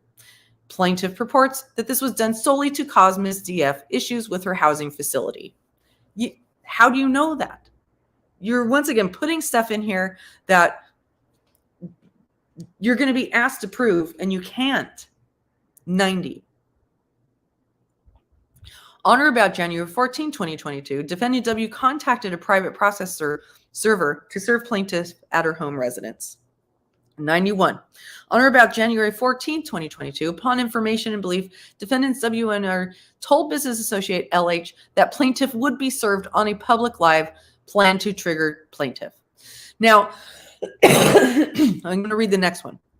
On or about January 17, 2022, as reported by LH, plaintiff was served on a live broadcast at her home residence. So 91 and 92, she's basing this on LH saying on a live, ooh, something's going to be happening Monday. But we don't know what LH was talking about. But now it is the subject of, it's actually written into a complaint as if it's true, as if it means that there was all these people conspiring. We all knew about it. Everybody knew about it. 93. On or about January 17, 2022, Defendant R makes a comment about plaintiff being involved in a custody battle and plaintiff has committed crimes. There was no custody battle at this time, but there would be paperwork filed on January 25th, 2022. Oh, sorry, July 25th, 2022, by plaintiff's ex-wife trying to terminate plaintiff's parental rights. So, okay, you're saying that the fact that your ex-wife filed has nothing to do, is definitely connected to the allegation. How about, is there anything in your behavior that might have caused your ex-wife to do that? Think about that. 94. On or about January 27, 2022, plaintiff arrives in Denver, Colorado to attend TRO hearing set for January 28th. 95. Upon information and belief, Defendant W obtains counsel for a TRO hearing after blah, blah, blah. Okay, that's not a big deal. 96. On or about January 26th, defendant verbally and in writing threatens and intimidates plaintiff by insisting that when plaintiff lands in Denver, Colorado, she will be arrested. Plaintiff purports that these were attempts made to intimidate plaintiff from coming to Broomfield to ensure that defendant W obtains her TRO and PPO. That is something for a jury or a judge to determine. 97. On or about January 27, 2022, defendant W petitions the Broomfield court to grant a continuance. 98. Between January 28, 2022 and March 6, upon information and belief, defendants W and defendant R continued to give directions to business associates VB and KT to continue posting videos that would harass, threaten, defame, and distress the plaintiff. So maybe they felt that way. Do you know that's why they were done? What were you doing in the meantime? What were you doing, plaintiff, between January 28th and March 6th? Were you just sitting back meekly, sucking your thumb in your chair, going, oh, that hurt. Oh, that hurt. Oh, that hurt. I'm sorry. Go look at your channel. 99. On or about February 5th, 2022, defendant W business manager, defendant R, privately Facebook messages VS and tells her that he has someone working with L on the Lana stuff so that V has deniability. Yeah, shady, but people do that. It's a move. It's a strategy. It's a way. Unfortunately, get used to it on YouTube. 100. On or about March 5th, 2022, plaintiff travels from Columbus, Ohio to blah, blah, blah. 101. Between January 18th and March 6th, defendant's business associate, KK, calls Broomfield Police Department numerous times to report that plaintiff is violating TRO by saying, okay, so she called to report that you're saying the defendant's name. Wow. 102.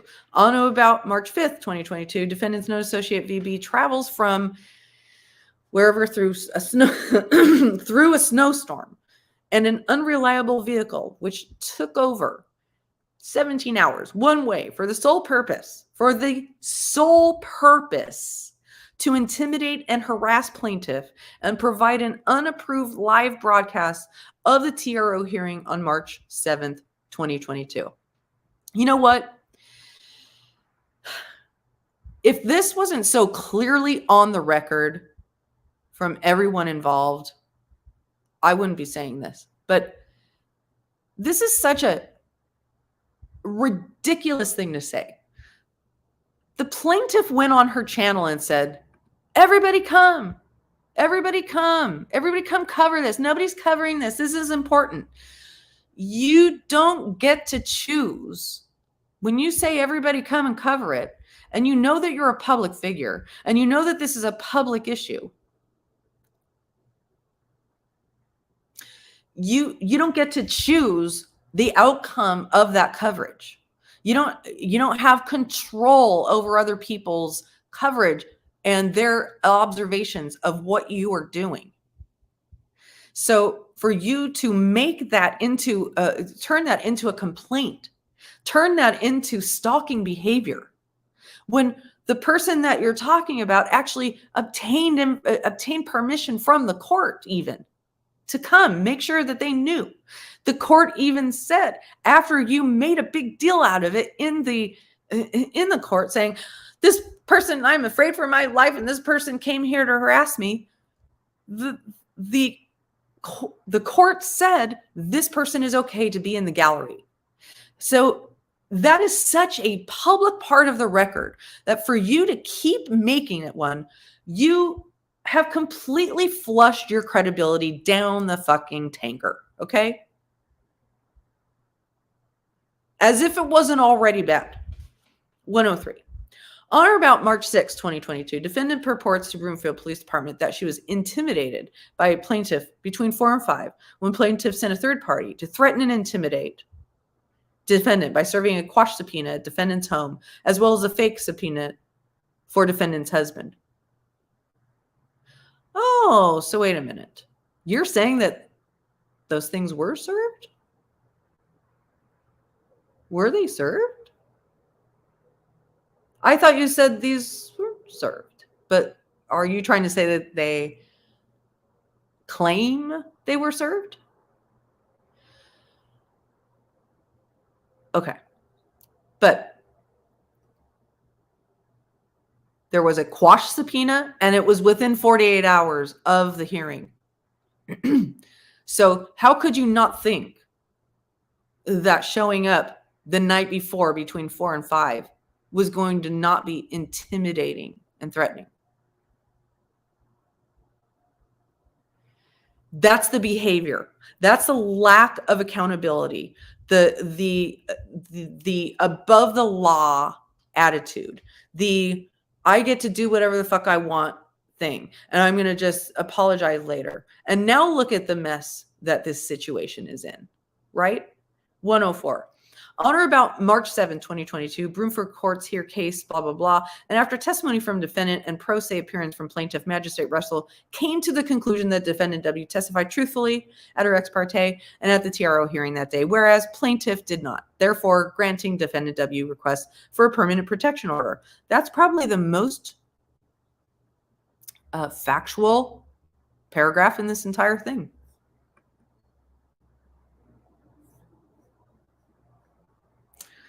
And I want to, let me highlight. Lana Oriani has traveled 6 hours round trip to Aliquippa on numerous occasions to create false conspiracy theories about innocent people and had a Canadian fly in to help her too. Canada is far, eh? She made a video telling me I was going to be the next to get a PPO if she loses. Yeah, she told everybody they're all going to get sued and they're all going to get PPOs. And that's one of the reasons I'm making this video, is because she has threatened this and now it's happening. And it's over the top now.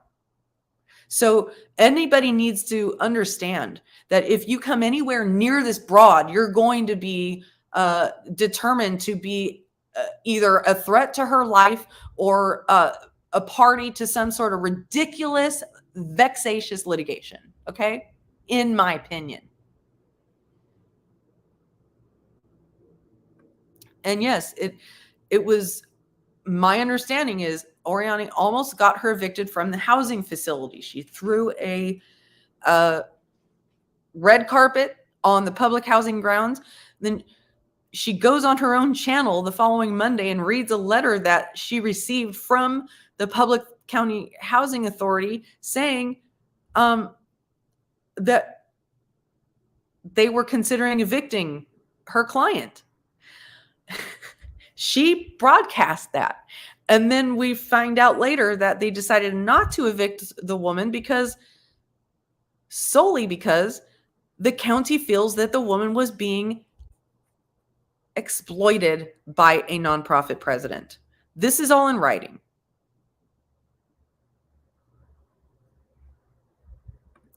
Well, I mean, I don't want to include others. I was speaking for myself, but yeah, she certainly did threaten us all. I don't want to include, I'm just saying she just said, I'm not speaking for everybody. I'm just saying I'm going to get you all. So anybody needs to understand that every person that has been embroiled in a lawsuit with her has either spoken out against her or has been her associate.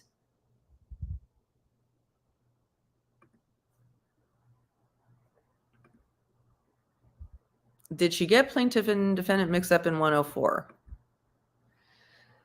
me see. On or about testimony from defendant and a pro se appearance from plaintiff came to the conclusion that defendant testified truthfully and her ex parte, whereas plaintiff, no, I don't think so. She I mean, I could see why you would ask that question because she normally isn't that factual. But anyway, on we go. On or about March 8, 2022, plaintiff retains with a $10,000 check Butler and Tulane law firm Boulder, Colorado, represent plaintiff in her appeal. On or about 106, on or about March 8, 2022, defendant's known associate KK requests an audio copy of the court hearing case number blah, blah, blah. Okay, so what?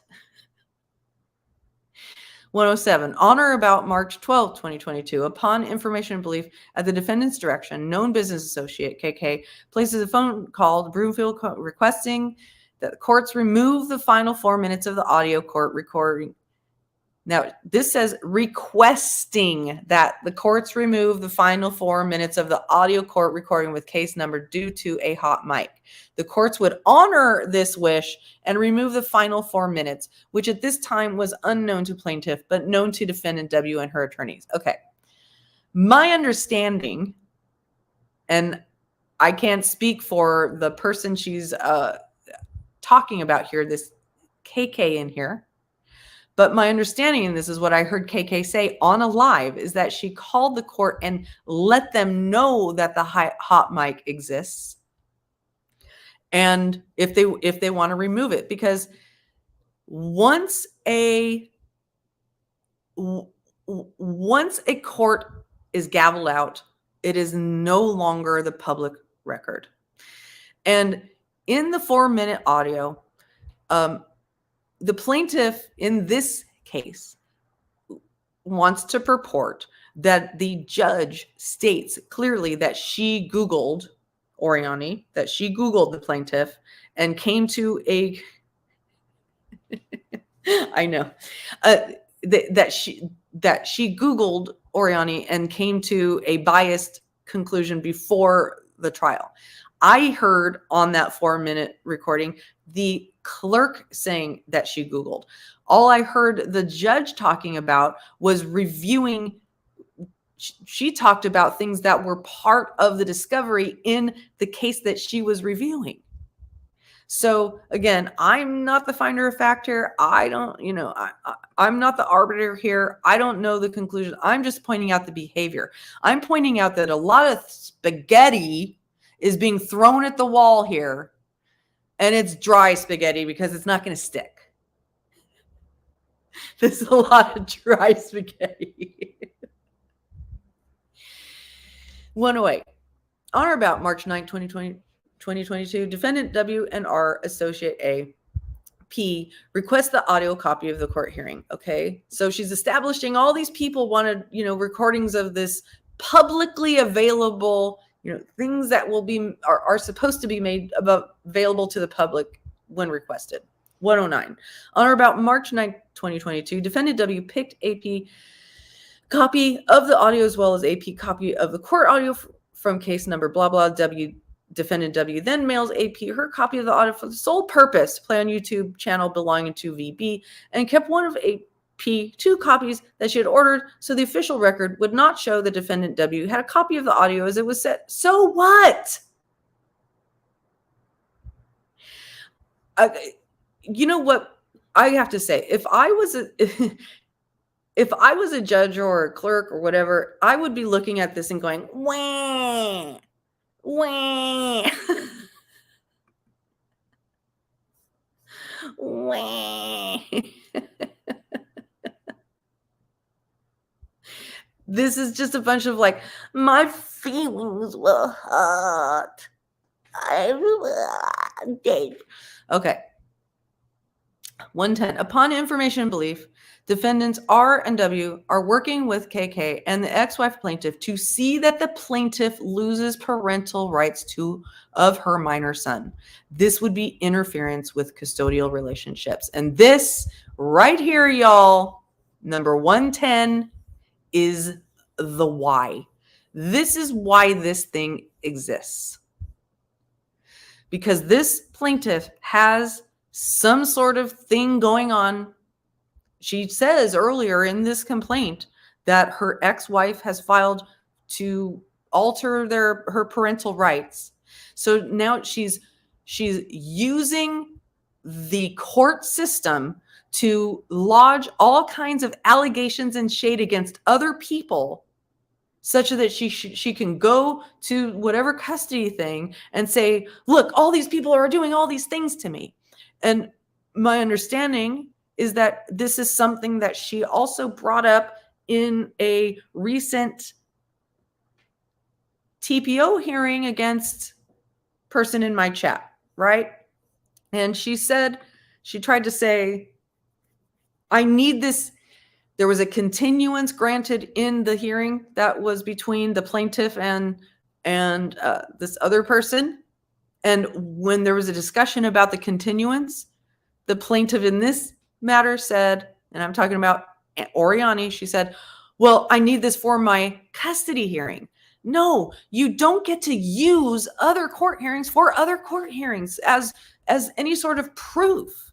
You don't get to use the courts in that way. You also don't get to use YouTube to bounce off of the courts and make a public spectacle out of things.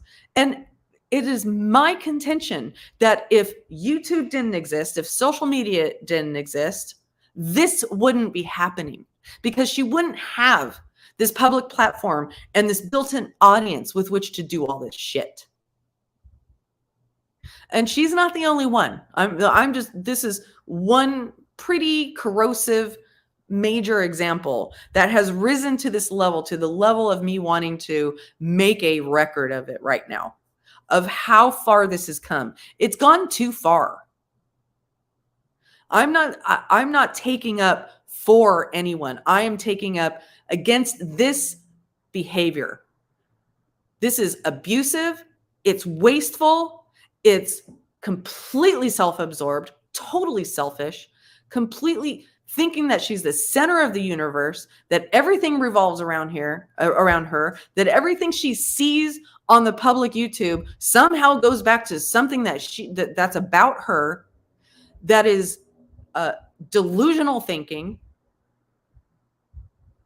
And we all get to watch it and be affected by it while YouTube allows it to continue.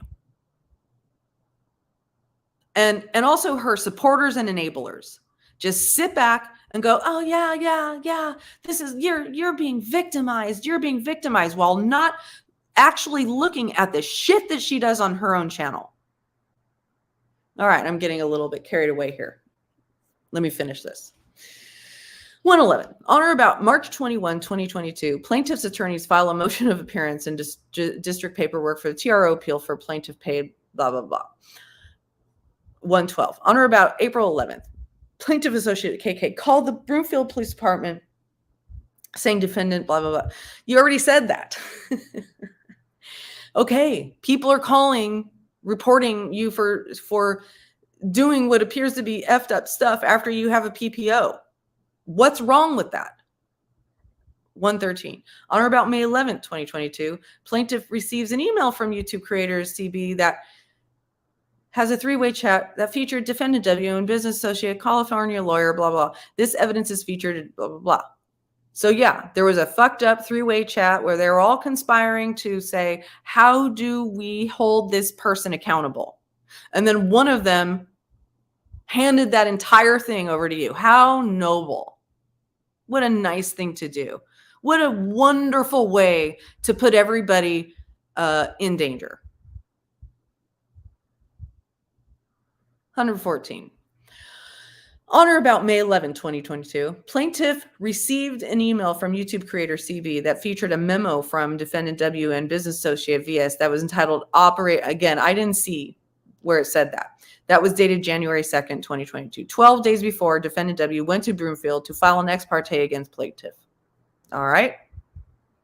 On or about May 13, 2022, CB provided more screenshots and emails that showed that the defendants and their business associates in a negative light as it pertained to the plaintiff and their plans to harass, stalk, defame, get arrested, and get plaintiffs.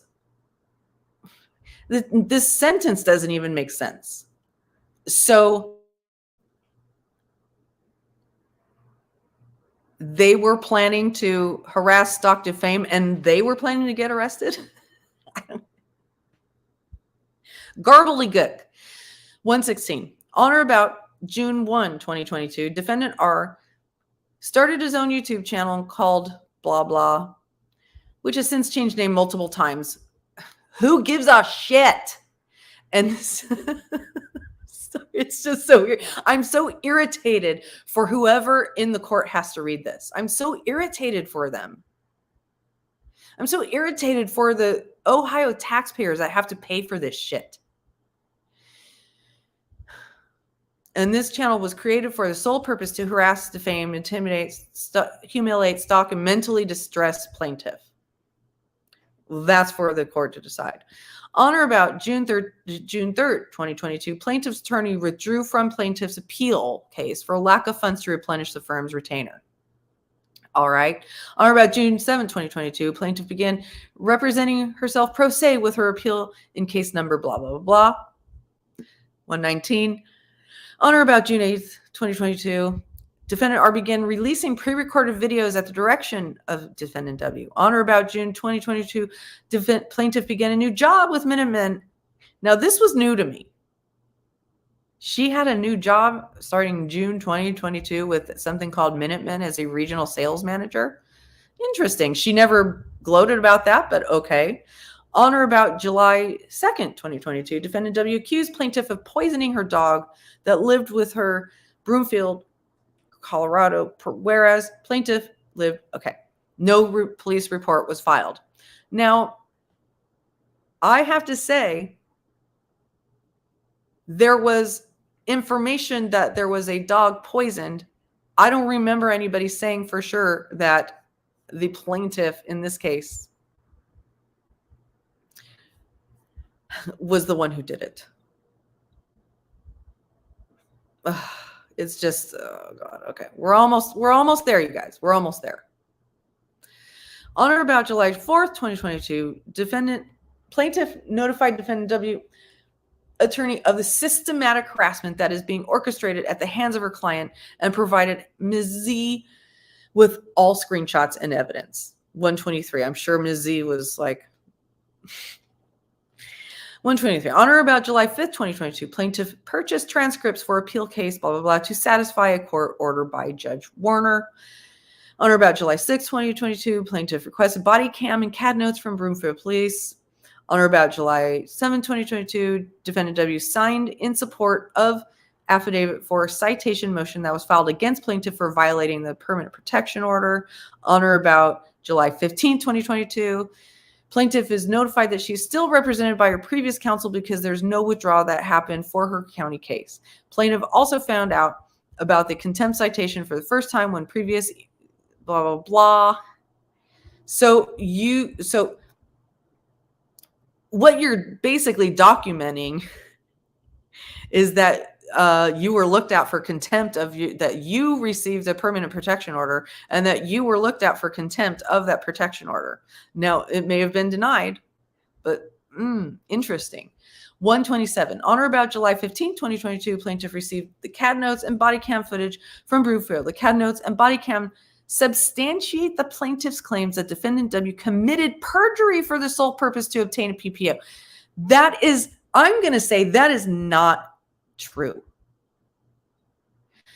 The things that are being alleged as perjury could be written off as memory issues.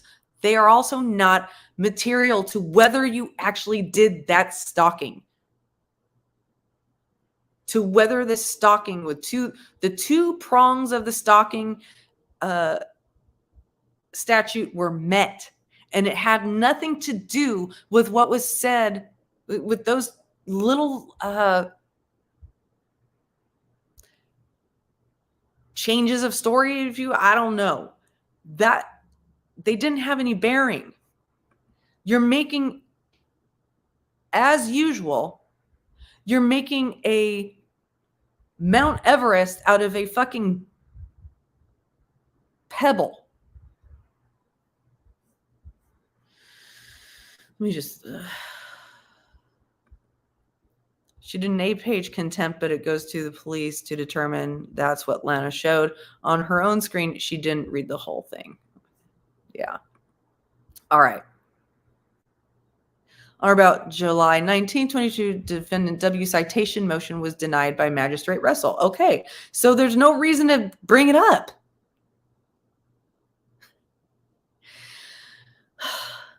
You're just showing that and this is something that the plaintiff is having a hard time understanding. That when she lists all these things that she claims have happened to her, she's showing the motive that she has had to do other things to other people that she won't admit, but is visible to anybody watching her channel. 129. On or about July 19, 2022, Judge Warren dismissed plaintiff's appeal case without prejudice due to plaintiff not filing a notice that the trial transcripts were purchased on or July. So a procedural error caused you to not get your way in something. Shocking.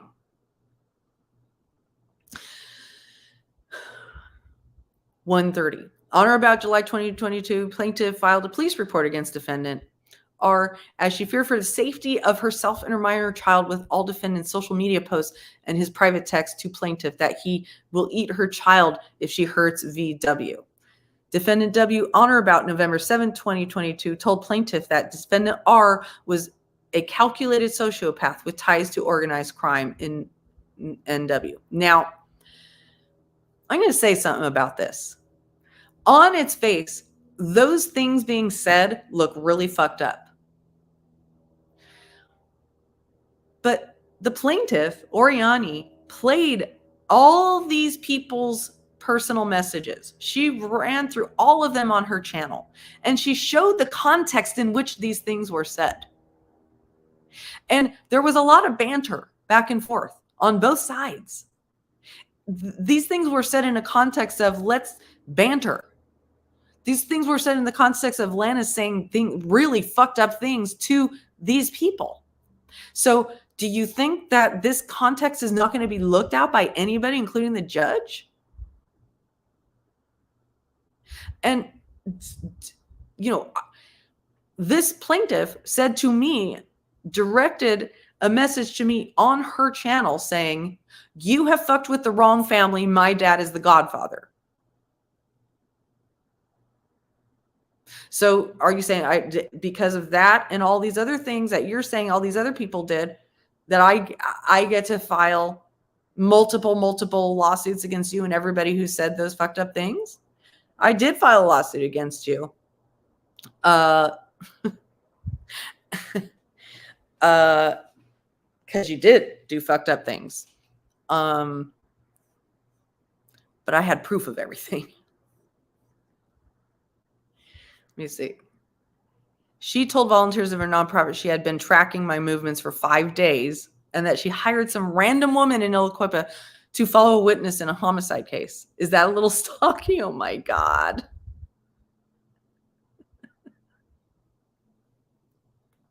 That's a little stalky. That's a little stalky, JP. And I find it interesting that one of her associates just took a... Oh... It's okay, Lala. You were. And I'm sure I was a dick in some ways too. I appreciate that. But I stand by what I said. You're among the only people who have actually said you're sorry publicly and privately. Appreciate it. Almost there, you guys. 132. On or about July 2020, so a month after she gets her job at Minutemen, plaintiff was terminated from her employee. From her employee, you mean employment? And given no reason by her employer. So if I were a judge, I would look at that and go, maybe it's because you don't know how to compose a sentence. All right. Number 133. On or about July 25th, 2022, plaintiff's ex-wife filed with the Franklin County courts to terminate or revise the parental rights of plaintiff's minor child. Plaintiff was not aware of this until she was served on September 7th, 2022. So again, this is why we're here. This is why this exists. So she needs to file this thing, get all the narrative wrapped up, and this is my opinion, okay, based on the behavior and based on what I'm seeing here. She needs to get this all wrapped up into a bow so she can present it to, you know, whatever court or whoever's going to be making the decision there and say, see what all these people are doing to me. But it doesn't work that way. And just going out there and creating all this chaos and all this fuss for her personal, selfish reasons, and most likely The reason that her ex-wife is filing that is for other reasons that we have no idea about. And are none of our business, frankly. It's none of our business. 134. Upon information and belief, plaintiff's ex-wife has been working with defendants, and the result of all this defamation and false claims has prompted plaintiff's ex-wife. Okay, so you're saying that if it weren't for all these people, your ex-wife wouldn't be looking out for the safety of your joint child. That you've had absolutely no role whatsoever. That is not how that decision is going to be made. I'm sorry to tell you. 135. Upon information belief, defendants have systematically orchestrated set dates and times for business associates to go live. Well, this live certainly wasn't, and I don't work with any of those people. I sued all of you all together, remember, on YouTube, and post on community tabs to harass, intimidate, stalk, threat, defame, and mentally distress plaintiff. So when you go live, is that what you intend to do, is harass, intimidate, stalk, threat, defame, mentally distress? Because that is the result of the content of your channel. All right? Point blank. 136. Upon information and belief, defendants have multiple alternative accounts they use for a sole purpose to harass, intimidate, stalk. Okay. You're going to need to show the proof. 137. On or about August 23rd, 2022, defendant R did not accept service and was not present for this court hearing. Neither was VBF. She's giving an entire timeline of their entire relationship from top to bottom. And about 5 of these items matter. 138. On or about September 9th, 2022, plaintiff filed in small claims court against defendant's known business. So she's saying, okay, this other person owed me $6,000 and I took her to small claims court. And that has something to do with all of this. 139.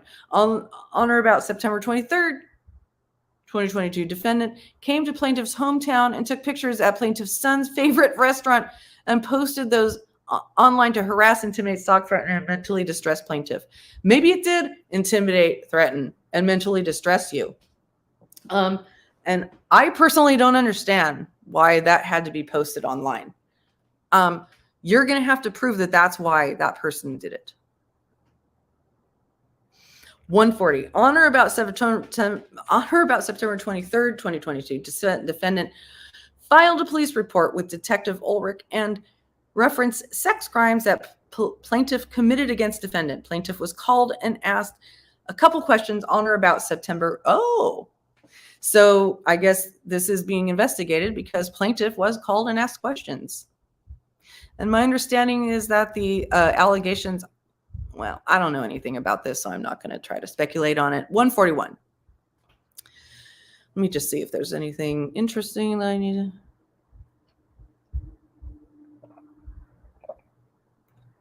Yeah, she told the judge that Lala sent him to Ohio. I mean, it's really funny. You know, when people do things, for instance, I'm probably going to be accused by being put up to doing this live, right? I made this entire decision all on my own after I read this ridiculous complaint, okay? But people are going to say that I am so controlled by other people that I was put up to this. And yet I have no control over there's absolutely no logic that I have complete control over all the crap that you do, but I don't have but I'm being completely controlled by other people. It just doesn't make any sense. 141. On or about October 13th, defendant R again refused service. Yeah, well. 142. On or about October 17th, defendant's known associate V asked for continuance for her court hearing. Okay. Wow. So you're saying litigation happened. These people are doing litigation. These people are doing the normal course of litigation. There's a continuance. Can you believe it? They are harassing and stalking me. On or about October 17, 2022, defendant's known associate KK refused service and did not show up for her small claims court hearing. Oh my God. Where does that go to cause of action? 144. On or about October 17, 2022, defendant R made a disturbing social media post about plaintiff's son and custody court case that defamed the plaintiff as well as mentally distressed plaintiff. Now, that may be true. You know what else is true? I've seen many, many disturbing posts by the plaintiff about her son. Her son should not be anywhere near YouTube. Shouldn't be anywhere near her channel. Shouldn't be used as a toy, as a pawn in her battles, in my opinion. 145. On or about October 18, 2022, plaintiff filed a civil stalking petition against the defendant W. Plaintiff emailed defendant attorney to be sure that complies with waiving service. There's no third-party blah, blah, blah. So she's basically saying, she's basically confirming that she's stalking again and that she has motive. And she filed a civil stalking petition against the person that has a PPO against her. But have you seen any evidence of stalking in this complaint? 146. On or about October 18th, plaintiff filed a police report with Officer Green, defendant for telecommunications harassment. Oh my gosh. Plaintiff filed a police report with Officer Zamora against defendant W for perjury and tampering with official court documents evidence. Okay, so I think what she's saying is that defendant W perjured herself in court and tampered with official court documents. No, the court took the 4 minutes off. A call was made. So are you going to say that the court committed a crime?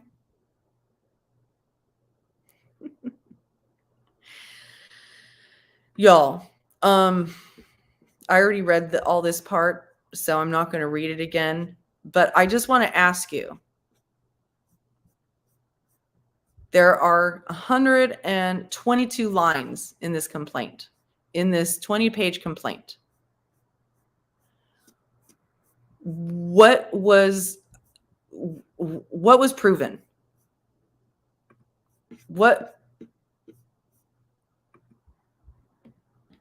What is a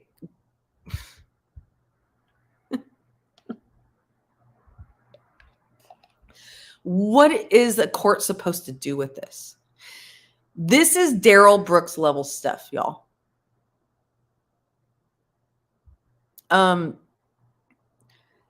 This can't keep happening. This person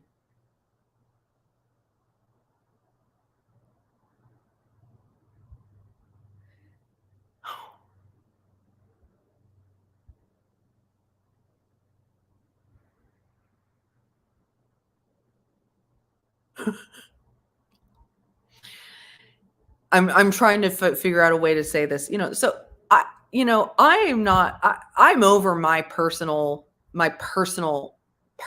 beefs with this person.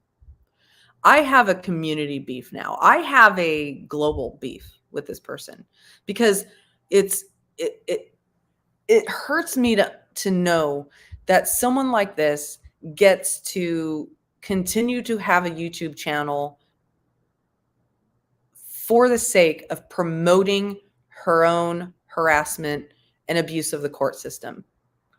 And that she gets enabled and supported in that endeavor, that people financially support her, that they emotionally support her, when they know, she knows, and they know what she's done. It's troubling.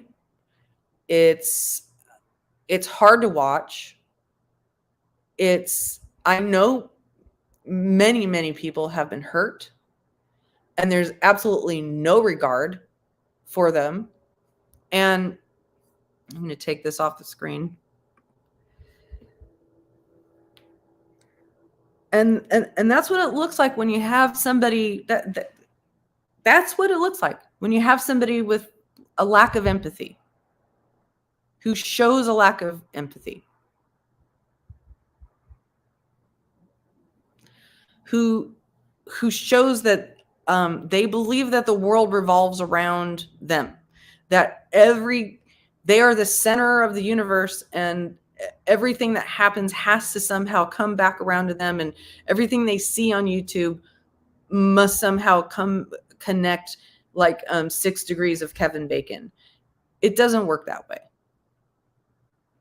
So I just want to put this on the record and just publicly state that this, in my opinion, is abuse of the court system. It's abuse of a YouTube channel. It's not cool. And this is about this person's behavior, and it is all concentrated in this one person. So I feel comfortable naming her. Her name is Lana Oriani. Her channel is Truth and Transparency. In my opinion, it's more like, as another creator here says, filth and fiction. So I want to thank the 2 members that are here chatting. I appreciate you being here. I appreciate all the lurkers being here. I really do. If you have any questions later, feel free to ask in the comments. And